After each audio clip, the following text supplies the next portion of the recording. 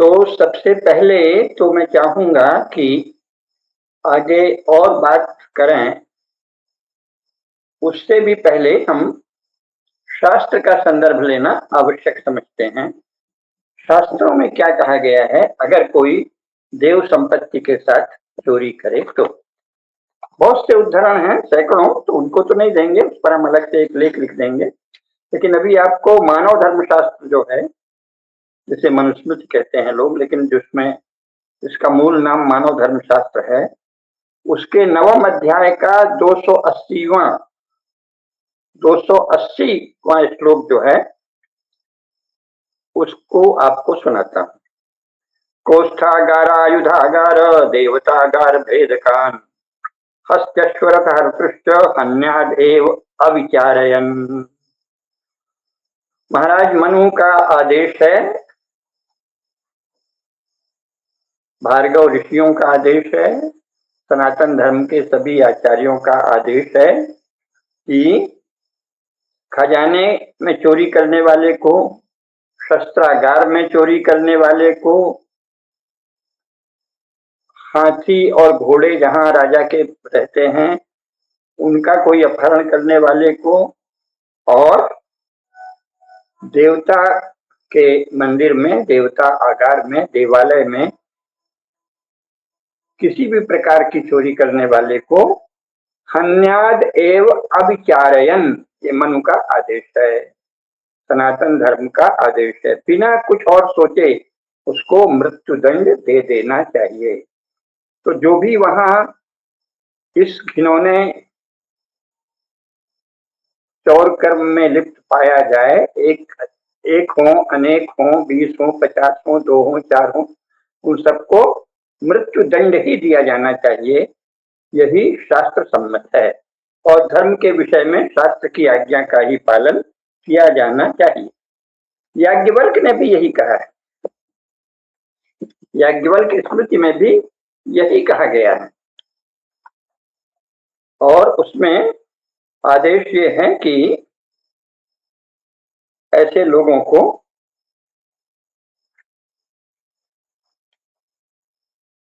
स्ते प्रकरण जो है याज्ञवल्क स्मृति में 2 अध्याय में, उसमें यही कहा है कि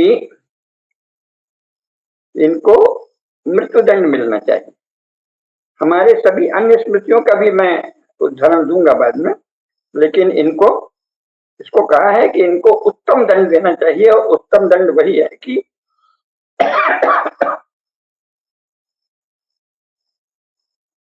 इनके शरीर में पत्थर बांधकर इनको जल में फेंक देना चाहिए। तो सरयू नदी के जल में इन सभी चोरों को एक वजनदार पत्थर, भारी पत्थर बांधकर डुबो देना चाहिए। उससे उनकी सदगति भी हो जाएगी, अगले जन्म में चोरी शायद नहीं करें। हालांकि इसका पाप तो उन्हें बहुत भयंकर मिलेगा।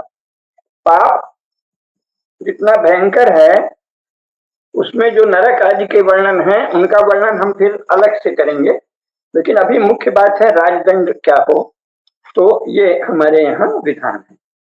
चाणक्य ने भी कहा है, चाणक्य ने अर्थशास्त्र में यही कहा है कि ऐसे लोगों को तड़पा तड़पा कर मारना चाहिए। ये चाणक्य का आदेश है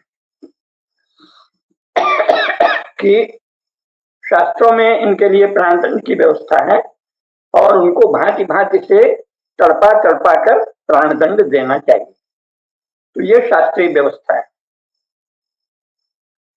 अब इस शास्त्रीय व्यवस्था का हमारे यहाँ जो स्थिति है वो तो बड़ी विचित्र है। हिंदू समाज में जो पढ़े लिखे लोग हैं अपने आप को बड़ा जानकार मानते हैं और बात बात में कहीं संविधान, कहीं कुछ बोलते रहते हैं। उन्हें वस्तुतः कुछ पता नहीं रहता, लेकिन बोलते रहते हैं। तो बिना विचारे बोलने की जो परंपरा पड़ गई है हमारे यहाँ, वो बहुत ही चिंतित करने वाली बात है। क्योंकि वो तो हमने जब एक बार कहा कि इनको मृत्युदंड मिलना चाहिए, तो सबसे पहले एक सज्जन ने प्रतिक्रिया की जो बहुत अच्छा है, धर्मनिष्ठ सदाचारी युवक है, सत्पुरुष है, लेकिन उसने फट से कहा कि कानून में इसका प्रावधान है क्या। मतलब ये मालूम ही नहीं है कि दुनिया चलती कैसे है। और कानून जो हैं वो तो बनते रहते हैं ना। एक सज्जन ने तो कहा कि संविधान के अनुसार होगा कि नहीं। असल में हमारे नेताओं ने, कुछ नहीं हो सकता है भावनावश, लेकिन ज्यादातर जो शीर्ष नेता हैं उनका मेरा मानना है धूर्ततावश संविधान का इतना गाना गाया है, इतना गाना गाया है कि भारत के सर्वसाधारण नागरिक को लगता है कि जो कुछ भी कानून है वो सब संविधान में लिखे हुए हैं। संविधान में कोई ऐसा कानून नहीं लिखा है। शासन कैसे चले, नागरिकों को शासन क्या अधिकार मान्य करता है, उस पर अलग से विवाद करते रहेंगे कि शासन को यह अधिकार कहां से मिले, शासन को यह अधिकार कहां से मिला कि वो नागरिकों के अधिकार दे, आदि आदि। वो एक अलग बहस का विषय, वो आज का विषयांतर हो जाएगा। लेकिन उसमें मान लिया गया है अंग्रेजों की नकल में कि जो शासक है उसको अपने मन से उस सर्वशक्ति प्राप्त हो गई है, वो ईश्वर का कोई विशेष दूत है, प्रतिनिधि है गॉड का, तो वो चाहे जो कानून बना दे, चाहे जो अधिकार देते, तो उसमें नागरिकों के अधिकार और कर्तव्य बताए हैं, अच्छे हैं, लेकिन परंपरा के अनुसार वो नहीं है। क्योंकि परंपरा के अनुसार तो नागरिकों के द्वारा अभिषिक्त होने पर ही राजा राजा होता है। तो राजा को कोई अधिकार नहीं है कि वो नागरिकों को कोई अधिकार दे या नहीं दे, बल्कि धर्मनिष्ठ समाज में जो परंपराएं धर्मशास्त्रों के अनुरूप चल रही हूँ वो स्वतः नागरिकों को प्राप्त होती है। राजा कौन होता है नागरिकों को अधिकार देने वाला, ये हमारी परंपरा रही, लेकिन अभी तो वो कहीं है ही नहीं है, दूर दूर थोड़ी। जो वर्तमान राज्य है, जिसके जो संविधान के अनुसार चल रहा है, उसमें ये कहा गया है कि नागरिकों को ये अधिकार मिलते हैं और उनके ये मौलिक कर्तव्य हैं। और इसके अतिरिक्त उसमें वर्णन किया गया सेना का, कि राष्ट्रपति हैं, प्रधानमंत्री हैं, उपराष्ट्रपति हैं, मंत्रिमंडल हैं, मुख्यमंत्री हैं, राज्यपाल हैं, आदि आदि कैसे होंगे, सेना कैसी होगी, कोर्ट कैसी होंगी नीचे से ऊपर तक, और कौन सा विषय केंद्र के अधीन है, कौन सा राज्य के, कौन सा दोनों में समवर्ती सूची है, आदि इन सब का वर्णन। और संविधान में संशोधन हो तो कैसे हो, आधारभूत संशोधन कैसे हो, आदि आदि ये सब दिया है। उसमें कानून नहीं दिया है। संविधान के अनुसार संसद को विधायी शक्ति प्राप्त है। बाद में एक सर्वोच्च सुप्रीम कोर्ट का एक फैसला आया कि नहीं, इसका एक मौलिक ढांचा है जो कहीं संविधान में लिखा नहीं है, पर आ गया। मनमानी चलती है, जब नेता मनमानी कर रहे हैं, अफसर मनमानी कर रहे हैं, तो जजेस ने भी मनमानी कर दी कि इसका एक ढांचा है। वो ढांचा हमारे संविधान बनाने वाले अगर कम अकल के थे तो आप नया संविधान बनाइए। अगर आप मानते हैं कि उनको इतनी अकल थी कि वो उन्होंने राज्य के विषय में पर्याप्त अच्छे से लिख दिया है, तो कोर्ट को क्या अधिकार है कि वो ये बताए कि मूल ढांचा क्या है, बेसिक स्ट्रक्चर क्या है, लेकिन बताया, चलिए वो भी मान लीजिए। तो ये सब है।